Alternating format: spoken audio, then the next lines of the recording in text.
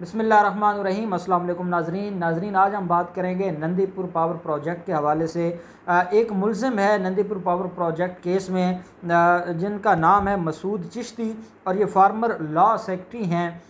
जो मुख्तलिफ़ मुल्ज़मान उसके केस के अंदर जिनको मुल्ज़िम बनाया गया था, उनमें से एक ये मुल्ज़िम हैं। इन सब ने मिलकर एक दरख्वास्त दी थी, और ये इन मुल्ज़मान में मसूद चिश्ती हैं, बाबर अवान है, रिटायर्ड जस्टिस रियाज़ कियानी हैं, पीपी लीडर राजा परवेज़ अशरफ है, शाहिद रफ़ीक है, और कुछ और गवर्नमेंट ऑफिशल्स हैं। इनमें से इन्होंने दरख्वास्त दी थी नैब को, और नैब जो अदालत है उसने बाबर अवान और जस्टिस कियानी की हद तक, रियाज़ कियानी की हद तक उनको बरी कर दिया था उस रेफरेंस में से, और जो बाकी मुल्ज़मान थे उनकी दरख्वास्तें खारिज कर दी थी। उनमें से जो मसूद चिश्ती हैं, उन्होंने इस्लामाबाद हाई कोर्ट में अपनी बरीयत की दरख्वास्त फ़ाइल की है, और उसके अंदर मौक़िफ़ दो उनके ग्राउंड्स हैं।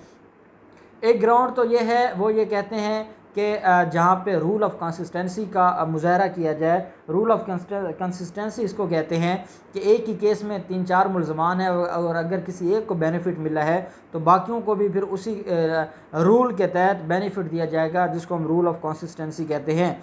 ऐसे में जब इनके पास बाबर अवान को और रिटायर्ड जस्टिस कियानी को रिलीफ दिया गया, तो सवालात उठाए जो वकला थे मसूद चिश्ती के। उन्होंने कहा कि जो लॉ मिनिस्टर थे उनको बरी कर दिया गया है, और सेक्रेटरी लॉ को कहीं ना कहीं उसको उसकी दरख्वास्त खारिज कर दी गई है। ये भी कहा गया है कि उनको इसलिए रिलीफ दिया गया है कि वो सीनियर एडवोकेट है बाबर अवान, और जो दूसरे हैं वो रिटायर्ड जस्टिस हैं, उनको रिलीफ दे दिया गया है। लेकिन जो ब्यूरोक्रेसी के लोग थे उनको निशाना बनाया गया है, और उनका उस तरह कोई डायरेक्ट रेफरेंस भी नहीं था, लेकिन उसके बावजूद जो इनको सज़ा दी जा रही है और इनकी जो दरख्वास्तें हैं उनको खारिज किया जा रहा है। ये सितंबर 2018 में रावलपिंडी में इनके ख़िलाफ़ रेफरेंस फ़ाइल किया गया था, और इनके ख़िलाफ़ ये था, जो रेफरेंस में जो एलिगेशन है वो ये था कि इन्होंने जो वो नंदीपुर पावर प्रोजेक्ट था उसमें डिले किया है। कितना डिले? 2 साल 1 महीना और 15 दिन का डिले किया है, जिसकी वजह से जो पाकिस्तान और रियासत पाकिस्तान का ख़जाना है उसको 27.3 बिलियन रुपए का नुकसान पहुँचा है। 27.3 बिलियन का नुकसान पहुंचाया है इन मुल्ज़मान ने। उस नंदीपुर पावर प्रोजेक्ट को 2 साल 1 माह 15 दिन डिले रखने की वजह से इतना नुकसान हुआ है।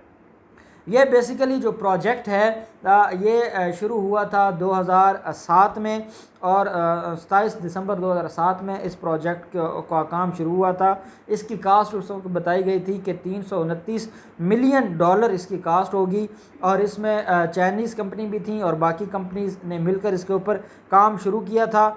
और सबसे अहम बात इसमें यह थी कि यहाँ पे ये जो मिनिस्ट्री है, इसके मुताबिक इसका काम जल्द हो जाना चाहिए था, लेकिन बदकिस्मती से उस वक्त पीपल्स पार्टी की हुकूमत थी और करप्शन अरूज पर थी, और उस करप्शन की वजह से वो प्रोजेक्ट कंप्लीट ना हो सका, जिसकी वजह से इतना बड़ा नुकसान पहुँचा पाकिस्तान के ख़जाने को, और आवाम के जो टैक्सों से पैसा ज़ाय हुआ उसका कोई हिसाब किताब नहीं है। अब इनके जब 2018 में इनके ख़िलाफ़ रेफरेंस फ़ाइल होता है, तो बाबर अवान, जस्टिस रियाज़ कियानी और बाकी लोग डायरेक्ट एक्यूटल की एप्लीकेशन ले जाते हैं नैब अदालत में। नैब अदालत इनकी पहले अबूरी ज़मानतें मंजूर हो जाती हैं, उसके बाद ये चले जाते हैं बरीयत की दरख्वास्त लेकर, एक्यूटल की दरख्वास्त देकर। जो दरख्वास्त कबूल हो जाती है बाबर अवान की हद तक और जस्टिस रियाज़ कियानी की हद तक, इनको इसलिए कहा जाता है कि ये वो लोग हैं कि जो डिले हो रहा है, क्योंकि एंड के एंड पे था, ये लोग ज़िम्मेदार थे। इन लोगों ने पॉलिसीज़ बनानी होती हैं, इन लोगों ने प्लानिंग्स देनी होती है, ये जो ब्यूरोक्रेसी है, तो ये लोग नाकाम हो गए।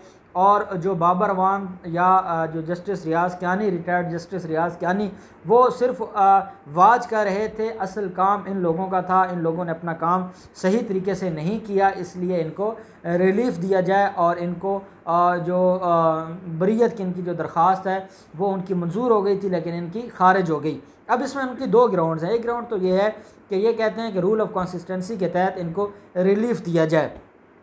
दूसरा इनका जो ग्राउंड है वो ये है कि ऑर्डीनेंस नैब ऑर्डीनेंस आने के बाद अब क्योंकि जो मिस यूज़ ऑफ अथॉरिटी है जिसमें इंटेंशन गलत ना हो या उस मिस यूज़ ऑफ अथॉरिटी से कुछ कमाया ना हो, ऐसे में वो जो ब्यूरोक्रेट है या वो जो पब्लिक ऑफिस होल्ड करने वाला है वो नैब के दायरा इख्तियार में नहीं आता। इसलिए ये जो केस बनाया गया था, ये नंदीपुर पावर प्रोजेक्ट का ये जो रेफरेंस फाइल किया गया था ये गलत है और ये अब नैब के ऑर्डीनेंस आने के बाद इसकी कोई कानूनी हैसियत नहीं है।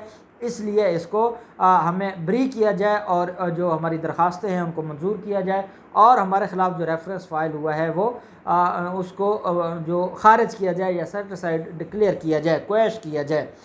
अब अदालत ने नैब अथॉरिटी से 12 अप्रैल के लिए इसके ऊपर रिकॉर्ड भी तलब कर लिया है और उनको समन भी कर दिए हैं। जस्टिस अतर मिनल्ला साहब, चीफ जस्टिस साहब के पास ये केस लगा है, उनका बेंच है, 2 रुकनी बेंच है। तो अब उन्होंने इसके ऊपर सवालात उठाए हैं और जिन सवालात का जवाब देना है नैब ने, पहला सवाल चीफ जस्टिस अतर मिनल्ला की तरफ से ये था कि जब लॉ मिनिस्टर को आप रिलीफ दे रहे हैं या आप उनको ब्री कर रहे हैं तो लॉ मिनिस्टर का और लॉ सेक्रेटरी का क्या रोल होता है और इस प्रोजेक्ट में दोनों की ज़िम्मेदारियां क्या थीं। अगर दोनों की सेम ज़िम्मेदारियां थीं और एक बंदे को ब्री कर दिया जाता है और दूसरे बंदे की दरख्वास्त खारिज कर दी जाती है तो क्या ये कानून के मुताबिक है। दूसरा ये कि जस्टिस रियाज कियानी का रोल क्या था, उसको जो रिलीफ़ दिया गया है क्या उसकी तरह के जो बाकी मुल्ज़मान थे उनको भी रिलीफ़ दिया गया है या नहीं दिया गया, इसका जवाब मांग लिया है चीफ जस्टिस अतर मिनल्ला ने नैब अथॉरिटी से 22 अप्रैल के लिए। 22 अप्रैल को इसके ऊपर जो नैब है वो रिकॉर्ड लेके आएगी केस का।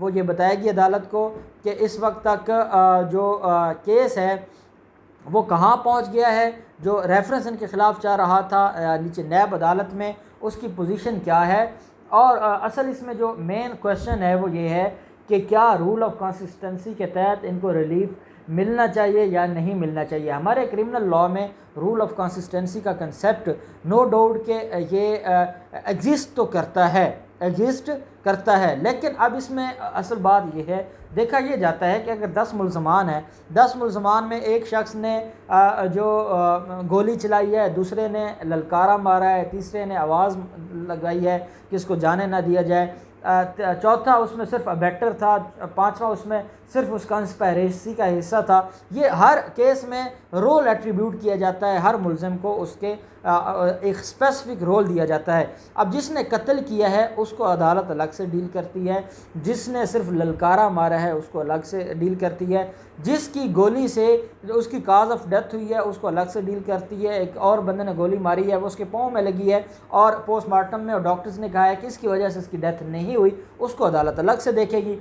तो होता क्या है कि अब ये नहीं है कि जो ललकारा मारने वाला है अगर उसको ज़मानत दे दी गई है या उसको केस से निकाल दिया गया है तो रूल ऑफ कंसिस्टेंसी के तहत जो मेन मुल्ज़िम है उसको भी रिलीफ दिया जाएगा, ऐसा नहीं होता। बल्कि रूल ऑफ कंसिस्टेंसी का ये प्रिंसिपल है कि सिर्फ़ और सिर्फ उन लोगों को रिलीफ दिया जाए जिनका रोल एक जैसा था, जिनका FIR में या रेफरेंस में जो उनके ख़िलाफ़ एलिगेशन है वो सेम था और उस एलिगेशन में एक बंदे को रिलीफ़ दे दिया गया है और दूसरे आदमी को रिलीफ़ नहीं दिया गया। ऐसे में वो अदालत से रिक्वेस्ट कर सकते हैं कि रूल ऑफ कंसिस्टेंसी के तहत उनको भी रिलीफ़ दिया जाए। जहाँ पहले आदमी को छोड़ दिया गया है या उसको ज़मानत दे दी गई है या उसको ब्री कर दिया गया है वहीं पे आपको भी रिलीफ़ दिया जाए। लेकिन यहाँ पे क्योंकि जब भी कोई प्रोजेक्ट आता है तो उस प्रोजेक्ट की पूरी एक रिपोर्ट बनती है, उसके ऊपर एक उसकी फिजिबिलिटी रिपोर्ट होती है जो ये बताती है कि किस आदमी का क्या काम है।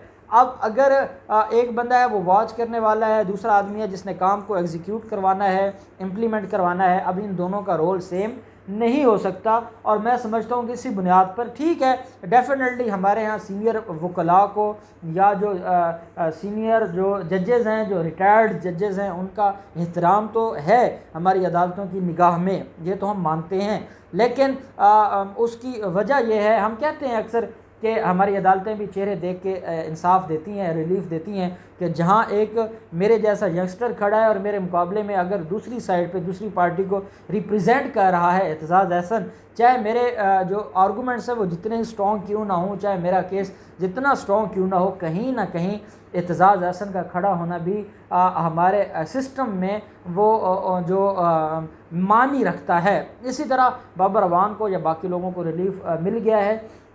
अब देखते हैं कि 22 अप्रैल को जो अदालत है, नैब अथॉरिटीज़ हैं, वो क्या रिकॉर्ड लेके आती हैं या नहीं आती। और ये बड़ा दिलचस्प केस है।